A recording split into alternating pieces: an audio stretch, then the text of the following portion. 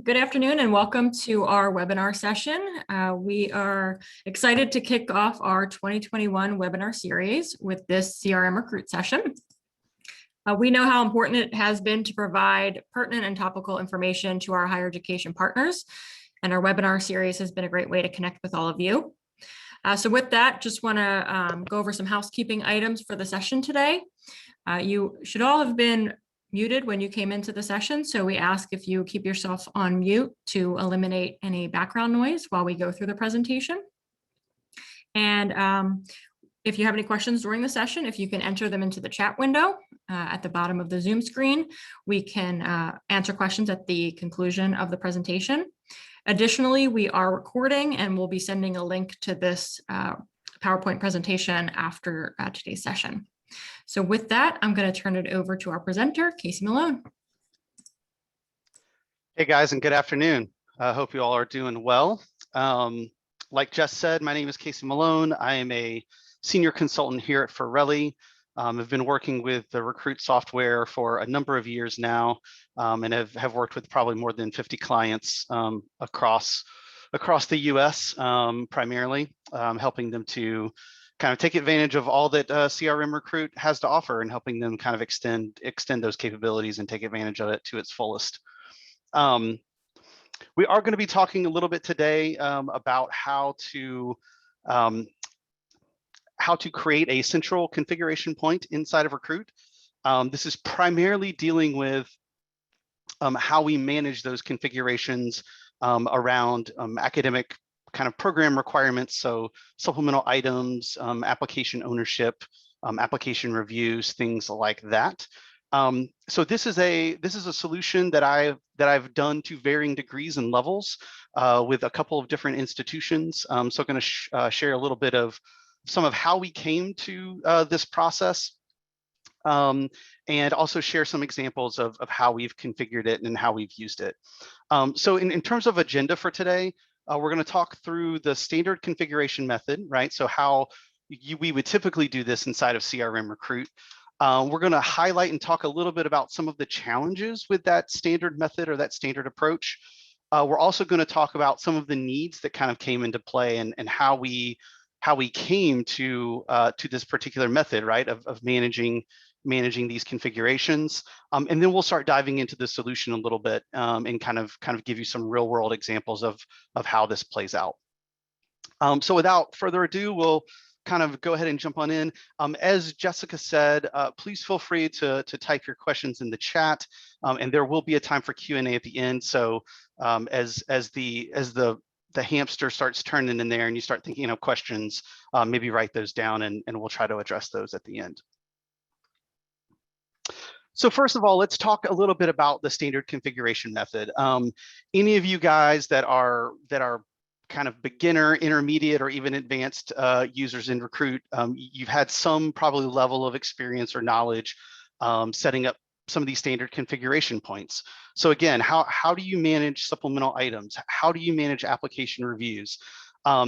Typically, the kind of the standard method for getting these things set up and managing things in Recruit is to either use workflows, which obviously include kind of hard-coded criteria in them, or we're setting up criteria sets, i.e. rules in Recruit. We're establishing precedence orders and all of those types of things, right, to determine which one of these rules is it going to meet and then what ultimately is going to happen. While this kind of standard configuration method certainly works, and there's absolutely nothing wrong with doing it that way, sometimes we found that it's not always the most effective or efficient solution for some institutions. So what are some of the challenges with the standard configuration method? First, workflows, they have to be updated, right? Anytime that a new academic program is added, or sometimes when requirements change. So, anytime that we've got something that would impact the hard-coded logic in that workflow, we've got to go in and make a change, right? So that's certainly a big challenge. Secondly, criteria sets can kind of be cumbersome to create and also to manage. Sometimes there's a lot of them. The fact that you have to create a criteria set for all the different scenarios that might be in play. Sometimes those can get a little overwhelming, understandably.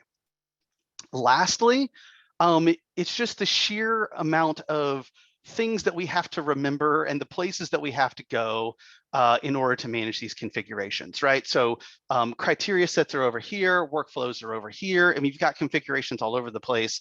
And so what we ultimately want to do is we want to try to streamline that a little bit and kind of bring them all to a place where it's easier to manage those. So what were our configuration needs and kind of what led us to develop the solution that we're going to talk about today? One was the need to kind of manage a large volume of programs with varying requirements, right? So you've got a number of programs. They all have different components that are needed. As you bring on new programs, right, the likelihood of there being some new requirement or something that doesn't quite meet the logic that you currently have set up, right? That's obviously a need. The ability to control those requirements without updating workflows. Workflows certainly can be daunting if you don't have a lot of experience with them, or if you're uncomfortable with them. Sometimes jumping in to make those changes, right, you're just a little unsteady and just a little unsure, and also you want to test it, right? Anytime you make those changes, you want to test it. So being able to make those changes quickly sometimes is not, it just really doesn't quite work the way that you would want to. It takes a little more time. Number three, we want the ability to view and manage these configurations from a central location. And in addition to this, what this solution does is not only put these configurations in one place, but it also allows for end users who aren't comfortable with updating workflows. Maybe they're not comfortable with creating criteria sets and making sure that the precedence order is exactly right. It gives them a little more flexibility to come in and make these changes a little bit more in real time, and you don't necessarily have to have, the CRM kind of guru doing some of that work for you. So what is the solution? The solution is to leverage the academic program as the central configuration point, right? So what do I mean by that? Well, by leveraging the academic program, right, most of our requirements in terms of supplemental items, or who's going to own a particular application, meaning who's responsible for processing it, application reviews, many times these things kind of have the academic program in common. So what we talk about here, or what we will talk about here as utilizing this as a central configuration point, is that we want to take a lot of those configurations and we want to put them on the academic program record, right? So that as our workflows run, we're going to constantly reference back to that academic program that's associated with their application, and we're going to use that as almost like a check, right? So the academic program is really going to become kind of our locus of control. This is where we're going to go and we're going to check to see what needs to happen, what supplemental items need to be created, who needs to own this application, what reviews need to be generated. So all of this kind of really begins with developing a custom management form. So one of the first things we did when we started implementing this for a client is we will create a custom academic program management form. It's a little bit different than the out-of-the-box form that you get. And this is where we would be able to view and manage those essential configurations. Again, application owners, review, supplemental items, and also some of those key relationships. And we're going to talk about that a little bit more a little later. Now, a lot of you are probably familiar with the academic program form, that comes kind of out of the box from Ellucian. It probably has 12 or 15 fields on it. The screenshots that you see here are kind of for a school that I worked with recently. We kind of really took it to the nth degree, right? Putting many customizations on this form. You kind of get a little bit of a sense of what this form is like. This is just screenshot number one, right? So this is about half of the form. A lot of the information at the top is some of the standard stuff that you would see. But we've also displayed relationships, right, for things like start dates, locations, concentrations, and even deadlines. And then secondarily, we've also included fields around application owners and reviews and supplemental items. And we're going to talk about each one of these and kind of dive a little bit deeper here.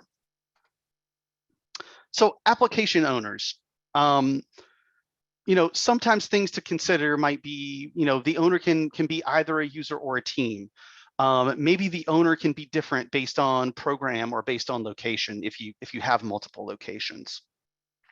So in one particular case, for one particular institution that I'm kind of using as an example here, we actually created application owner fields by location because one program offered in Minnesota versus Arizona, right, might have a completely different owner, a different person that's processing this application.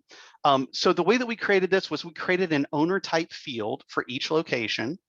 And then based on the selection in that field, we then present a next field, right? Which would be the field where we would indicate who that owner is going to be or who the owning team is going to be.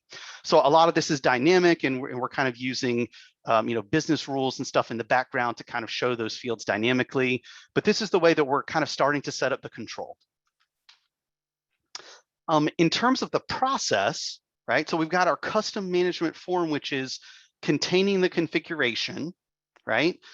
Then we also have these processes that we create, which then are going to, again, reference back to the academic program. It's going to check the configuration that's there, and then it's going to take the appropriate action. So in this particular case, the assign application owner workflow is going to perform a series of checks. We're going to check whether the location, like what is the location associated with that particular application. And then we're going to see, is the owner type either a user or a team? And then we're going to try to assign that application accordingly. Okay. So if you only have one location, like you may not even need to do this. You may not need to do it to the degree that I'm showing you here. You may actually just be able to say, hey, are we going to create reviews? And if so, who's going to be the reviewer, right? Or sorry, who's going to be the owner? Let's talk a little bit about application reviews. This is one of those things that even before I kind of did this particular kind of centralized configuration point thing, I've actually done the application reviews this way for several schools too, just because it was just easier for them to grasp.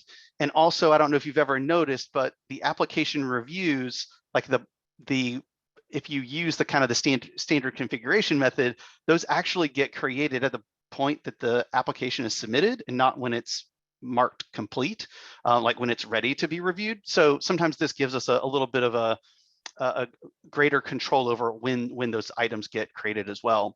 But in terms of application reviews, we're talking about the ability to create or not create, right? So we want that ability to be able to say, does this program actually require an application review to be created?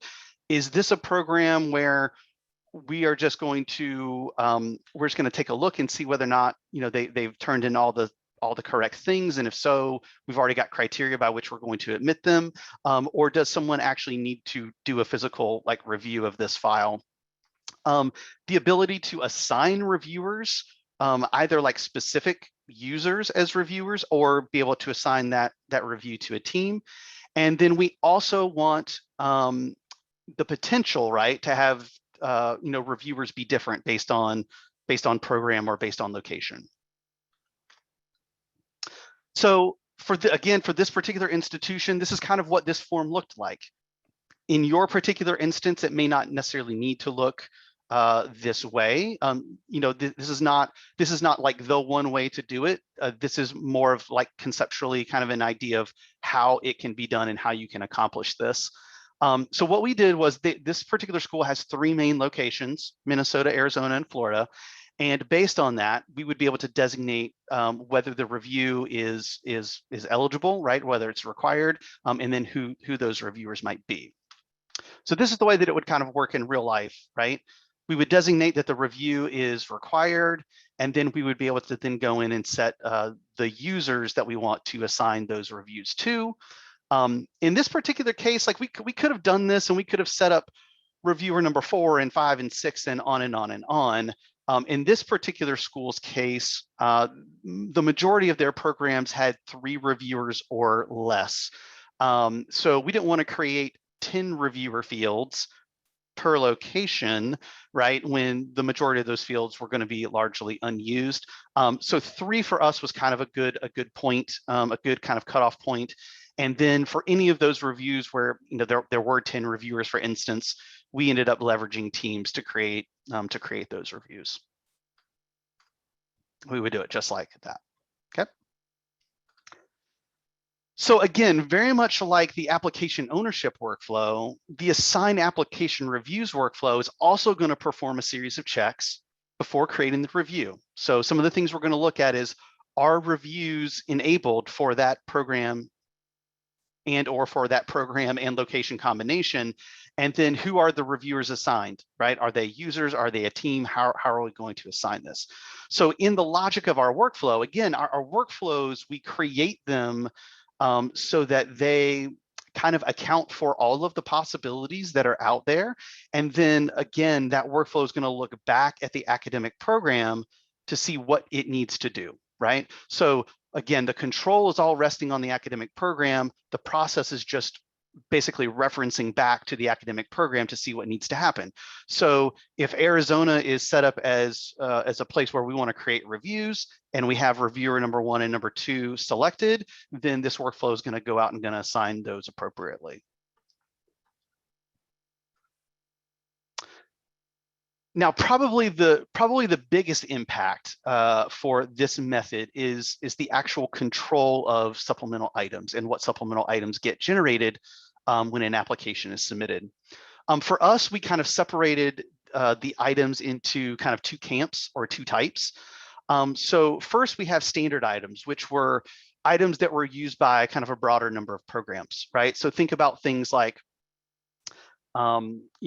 high school transcripts, college transcripts, test scores, essays, things like that. Then there were other items which were not as commonly used or only used by a limited number of programs. And those would be things like, the kind of the one-off thing that, the social work program asks, or the one-off thing that your nursing program asks, but that no one else really uses. So this is what the supplemental item section of our custom management form looks like. And as you can see, we've got a lot of fields here. For this particular institution, we probably have 70 custom fields that we added to the academic program entity overall. We ended up displaying, I think, probably 5 or 6 different kind of key relationships. But you can see that a lot of the fields, a lot of the custom fields that we created kind of exist here in the supplemental items area. We decided to kind of group these topically. So we've got a section for academic, right, which includes our high school transcript stuff. We've got a section for test scores. We've got a section for our essay or personal statements for recommendations, and then also for additional required items and optional items, which we'll take a look at. So in terms of transcripts, we really wanted the ability to be able to say, what type of transcript is needed or required by this particular program. Do we need a high school transcript? Do we need a college transcript? And if we do need one of those, then what type of transcript do we need? Is it official or unofficial? So again, right, we're able to say, yes, we want a high school transcript, but it needs to be unofficial, or we want a college transcript, but they all need to be official, right? So we've got that granularity, and every program could have this set up slightly differently if needed. For essays and personal statements, right? I don't know how many of you guys have essays that you have as a part of your application process. I see this a lot with graduate programs. Maybe not as much with undergrad, some undergrad, but a lot of graduate programs will do this. But as you know, every program probably wants to ask its own question, right? They all want to have their own individual prompt that they want people to respond to. And programming that in a workflow can get to be pretty daunting if you don't do something like this. So even if you don't use a lot of what we're talking about today, but maybe this is of value to you, right? This might be a huge time saver. So basically for the essay, right, we have the ability to control whether or not an essay or personal statement is going to be created. And then when that supplemental item does get created, what is the prompt that we want to appear to the student out on the CX site, right? So for every program in this essay or statement description, you can put in that custom text, which will allow you to essentially have an individualized essay prompt for for every single program that exists in your system. For recommendations, these fields are actually like a direct lookup to the supplemental items themselves. So we're actually saying, what recommendation do we want to create here? So instead of it being like a yes, no, right? Like, yes, we want to create a high school transcript. This is actually saying which recommendation type do you want to create a recommendation for? So if you have multiple recommendation types, professional, academic, personal, you can actually select those individually, and you can have as many of these options as you want. For us, again, most of the time, most programs had 3 recommendations or less. So that's why we created 3 recommendations, but you could easily have 4 or 5 or 6, or you could have 2, right? If that what kind of fits your institutional need. For other required items, this was an idea that we kind of toyed around with, and we ended up putting this in place, and I really like it. And it's basically, it kind of allows for the assignment of less commonly used supplemental items, right? So those things that are one-off, you may not want to create like a standard field for this, because only 1 or 2 programs would actually use it. But this allows us that flexibility, right, to include those kind of one-off supplemental items. But it also provides that additional flexibility for us to include, new supplemental items that maybe don't even exist today. So how many times do you have like a new program that gets created and they are the one program that has like a couple of new supplemental items, and you've got to go in and completely rework workflows to just get those items included? This gives you that flexibility of being able to add those items very easily, very quickly, without ever modifying a workflow, which is, I think, really, really nice. And let's just kind of play out devil's advocate that, okay, yes, most programs only have 3 letters of recommendation, but then all of a sudden you have a program that says, we actually want a 4th. Well, you could leverage a field like this, right, to give you that extra 4th recommendation, and it would create that just as if it was, recommendation number 4. So I really like kind of the inclusion of these fields. It just really adds that extra flexibility, allows you to kind of move quickly, make these updates and changes. You could literally have a program call you and say, hey, can we get this new supplemental item added for all new applicants? And within a few minutes, you could have that supplemental item added, which is really, really nice. We also kind of allowed for the creation of some optional items. So things that may not necessarily be required, but they may just be like a nice to have, right? Like maybe a graduate program asks for a photo, or maybe asks for some other kind of optional item. And this allows for that to happen, and you just create it as an unrequired or optional supplemental item. So now we're going to take a look at the processes behind the supplemental item pieces.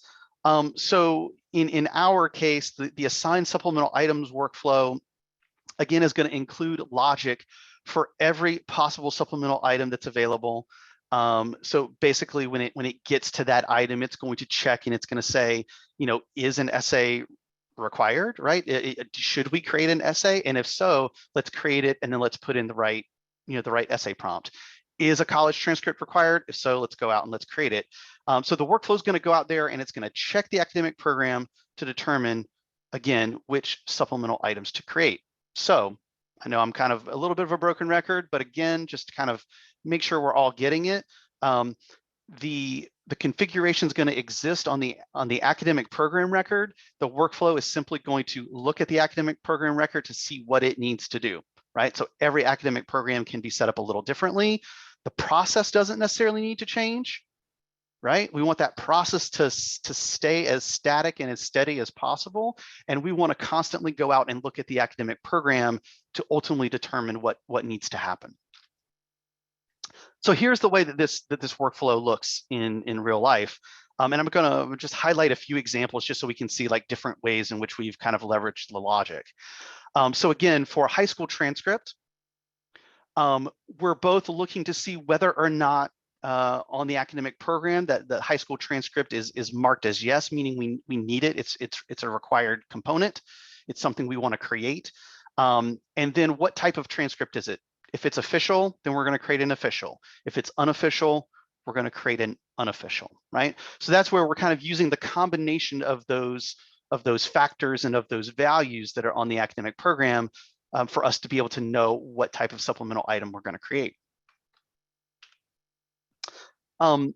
Test scores is a really great example, at least in this particular case, of how we not only use information from that academic program record, but how we also use that in combination with values from the application itself.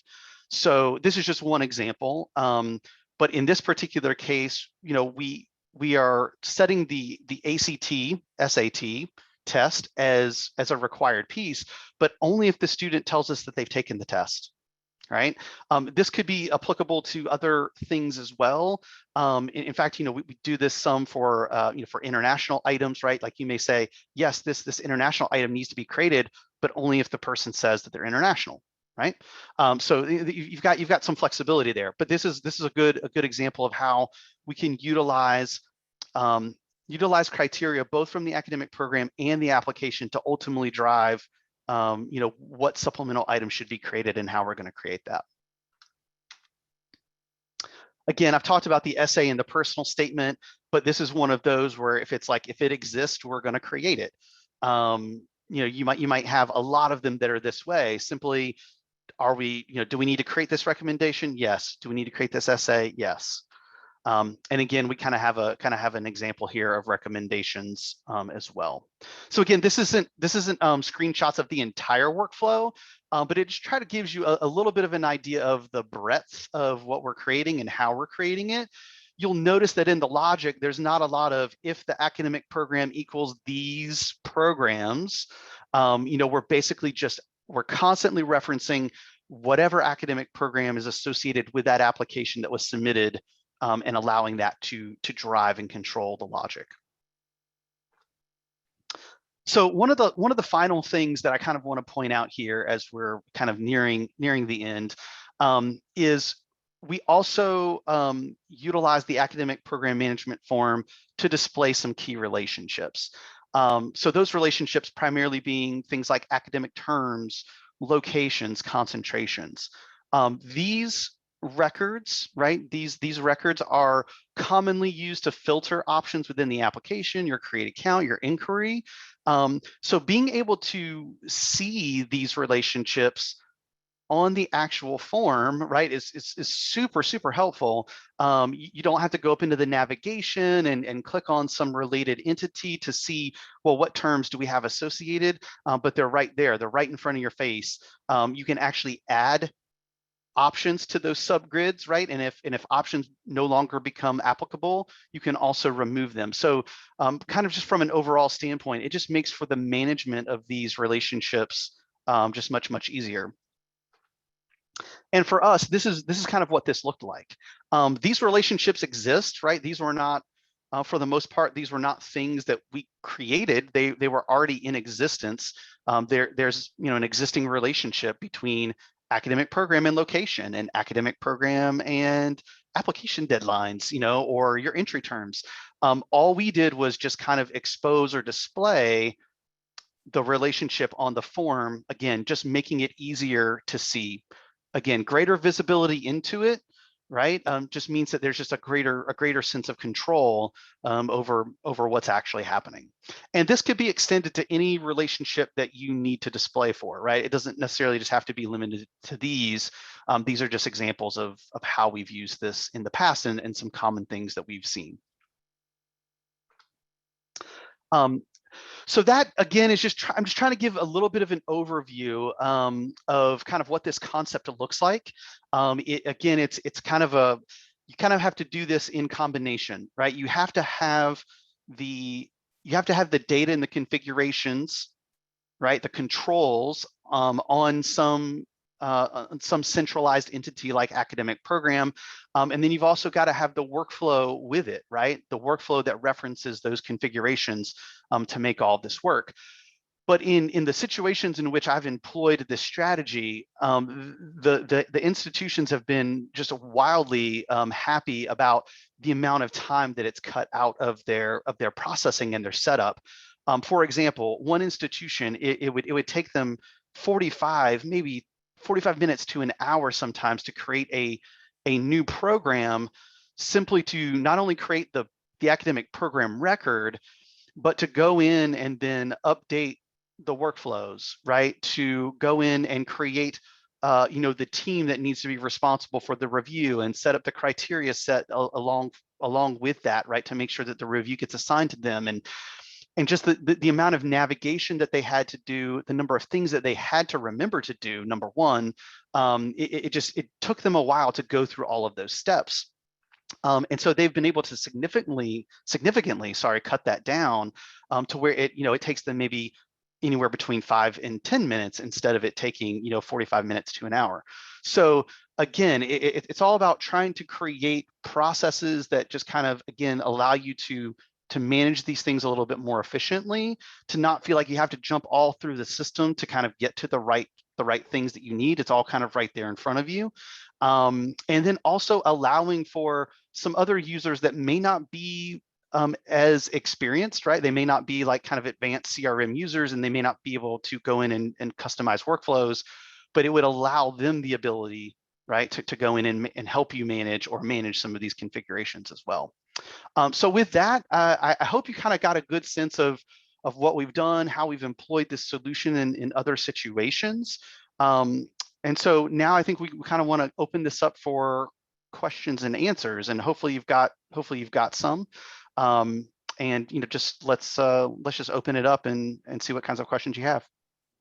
Yep. So we have one in the chat, Casey, from Pam. She's a newer administrator for CRM. How do you give users access to the program management form versus the standard program form? Yeah, that's a great question. So what I did was I created a custom security role, and I just called it like a management form access. There's not a whole lot of special privileges in that role, but as you may or may not know, the forms visibility for specific forms can be controlled by security role. So everybody who needs to have access to this particular management form has access to that security role, meaning they're the only ones who can see it and view it. Everybody else sees kind of the regular out of the box academic program management form, but only those people that have ability or approval to see this one would even see it in the drop down list of form options. And that's a really good point, because even if you don't fully adopt this kind of method or process, being able to create those specific forms where you manage data, especially those things that are validation lists, having that management form access security role and being able to assign forms that way would just ensure that only the approved people are accessing the forms that actually have those types of controls. I can't tell you how many times that people go in and still I run into institutions where people update entry terms, or they update admit types, thinking that they're changing it for the student, but they're actually updating the record for everybody in the system, right? So you definitely want to make sure you have this stuff locked down by security, and that's the way that you would do that. That's a great question. Great, thanks, Casey. For anyone else, if you want to come off of mute and ask your question verbally, you can do so, or if you'd prefer to write it in the chat. Okay. The schools you've worked with, did they already have large multiple workflows set up referencing multiple locations, academic levels, and programs?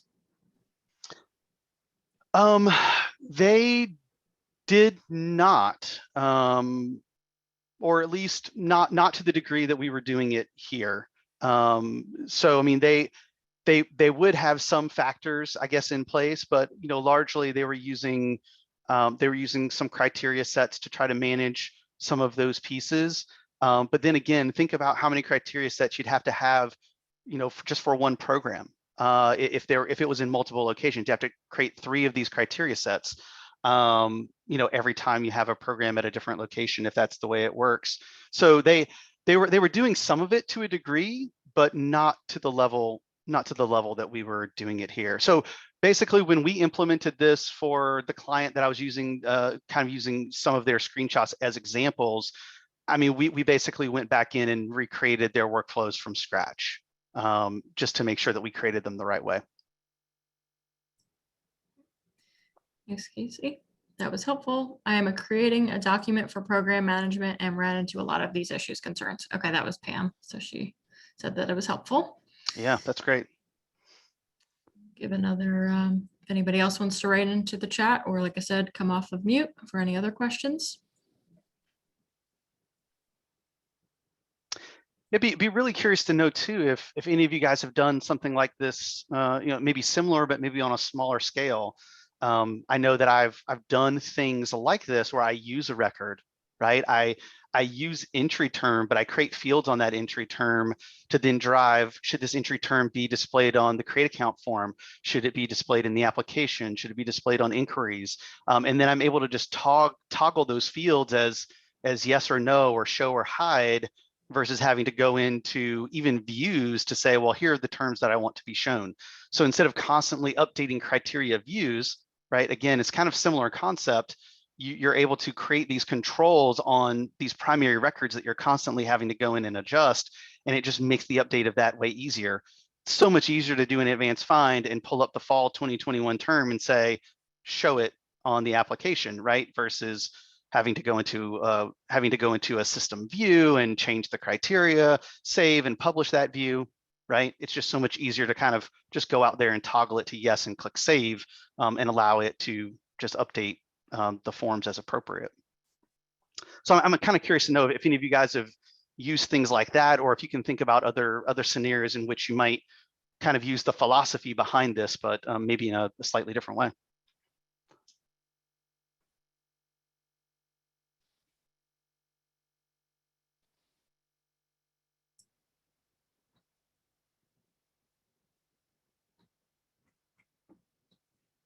Nothing in the chat yet on that, Casey.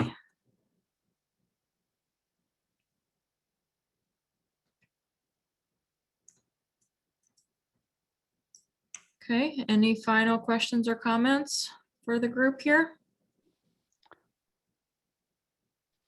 Oh, there's got to be at least one more, one or two more, right? Like surely.